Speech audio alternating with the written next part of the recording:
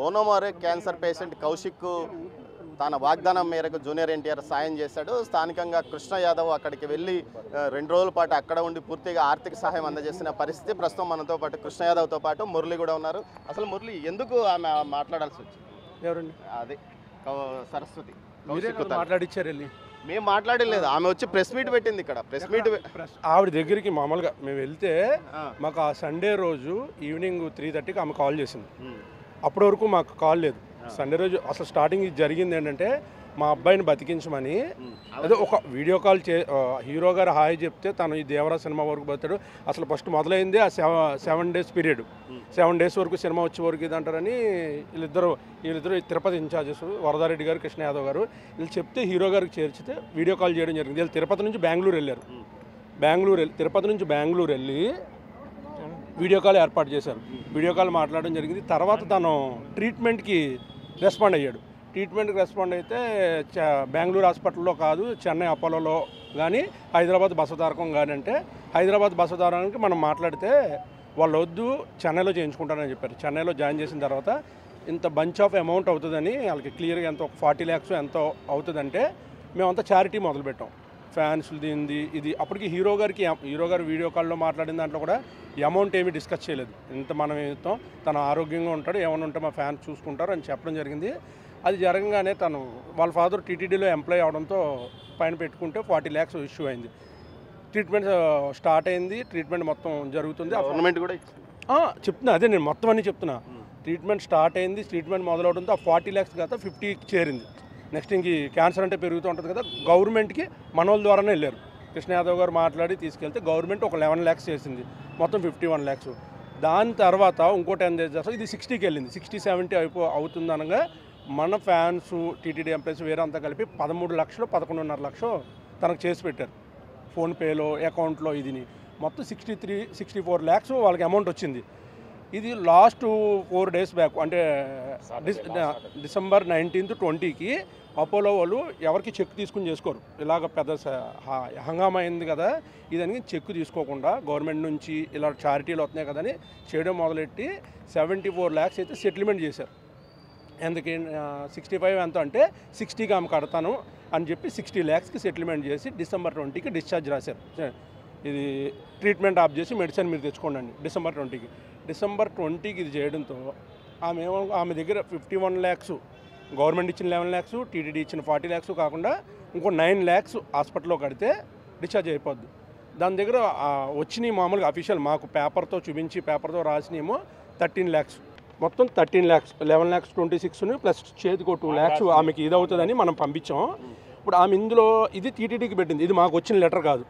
TTD వాళ్ళు 40 lakhs announce చేసిన తర్వాత వాళ్ళు అనౌన్స్ చేసిన అమౌంట్ వెంటనే రిలీజ్ చేశారు కదా, 29 lakhs రిలీజ్ చేశారు.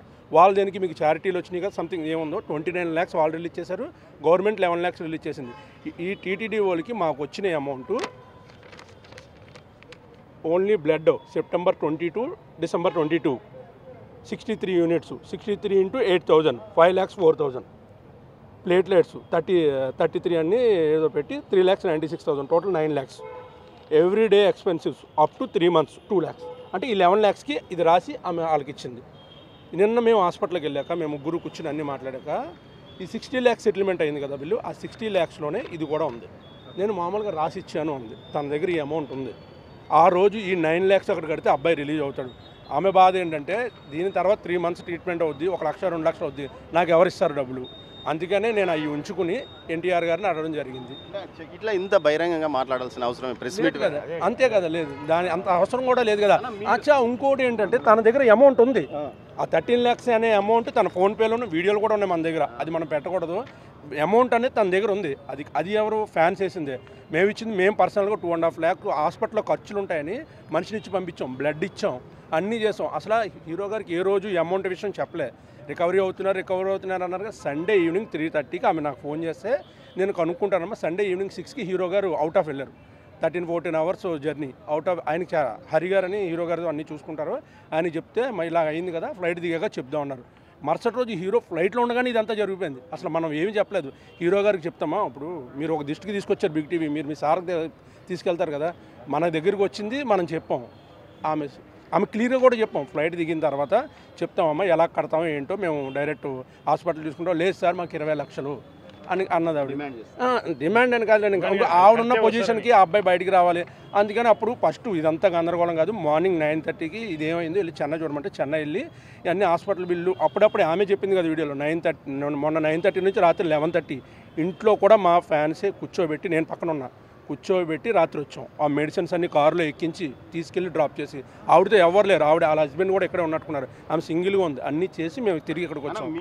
మీరే గ్యాప్ క్రియేట్ చేశారని ఆయన చెప్పింది. కృష్ణ యాదవ్కి నేను ఫోన్ చేశాను, ఆయన పట్టించుకోలేదు. ఇంకో వీడియో TV5లో కూడా వచ్చింది కదా, ఆయనకి నేను చేయలేదు 1 month వరకు అని.